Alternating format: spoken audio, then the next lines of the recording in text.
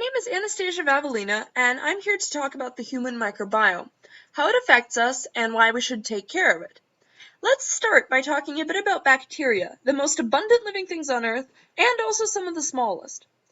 Most of them look like these guys here, and you can find them living almost anywhere, from Antarctic ice to volcanic springs to, well, animals and people. Now, when most people think of people and bacteria, they think of the work of this guy, Louis Pasteur, who is the first person to make the connection between bacteria and disease. Because of his work until recently, scientists have focused on the bacteria that make us sick, largely ignoring the millions of other bacteria that are found on humans. And that's a pretty big oversight, considering that bacteria outnumber our own cells nearly 10 to 1. Together, all the bacteria that live in or on healthy people are called the human microbiome. They form our bacterial ecosystem, if you will. Where does this microbiome come from?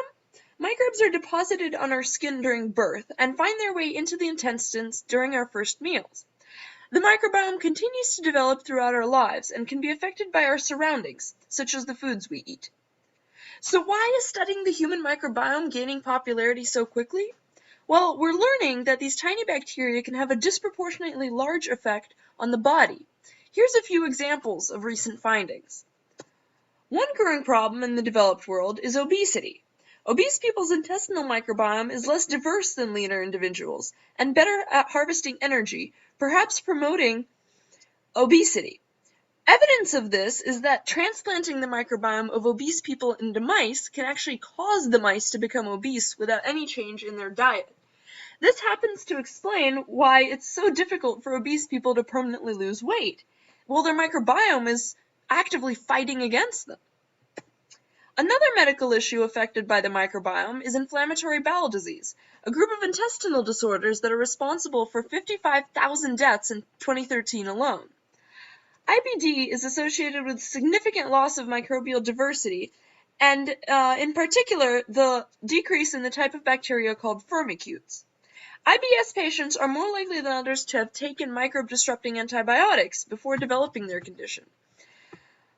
And IBS can be very difficult to treat with conventional means. But some evidence has shown that transplanting the microbiome of healthy individuals into IBS patients can actually lead to an improvement in their condition. Scientists are working on further refining this treatment by specifically replacing those firmicutes bacteria that I mentioned are being lost. These bacteria can help to reduce the inflammation that is a hallmark of IBS, reducing patients' chance of relapse. Finally, bacteria can help to protect you if you get sick. One damaging side effect of severe infections, IBS, and certain cancers is called wasting. It's the severe weight loss caused by the body breaking down muscle tissue instead of fat. Studies have shown that a type of E. coli, which look like this, can control the way your immune system reacts to infection and prevent it from triggering the wasting response. And this can have huge implications for patient survival. Here you can see how mice infected with a pathogen are protected from weight loss if they have the E. coli strain, whereas the gray-colored control dies quite quickly after infection. These are but a few examples of the many ways the microbiome affects our health. But is there anything you can do to keep your microbiome healthy and happy? One thing that you can do is maintain the diversity of your microbiome.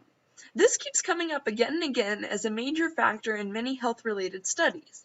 In this picture, each bar represents a type of bacteria, and you can see that people in the US have really depleted microbiome compared to those in other countries. This change in microbial diversity can be caused by the so-called Western diet, which is very high in carbs and low in fiber. Because people can rapidly absorb the carbs they eat, nothing is left for the bacteria, making them die off, as you can see in the top graph there. By eating a lot of diet low in processed foods and carbs and high in plant fiber, you can maintain the diversity of your microbiome and prevent the loss of microbes that are good for you, and also prevent yourself from developing an obese microbiome. Not only is eating healthy good for you, it's good for your microbes too. Another issue harming the microbiome is the overuse of antibiotics, which kill not only the bacteria that make you sick, but also large portions of the normal microbiome. While you shouldn't refuse medication if your doctor says you need it, be mindful of demanding antibiotics for every cold. Hopefully, new research can shed even more light on the work the microbiome does in our bodies and how we can work together with it to improve our human health. Alright, and these are my sources and possible references for further reading. Enjoy! Thank you!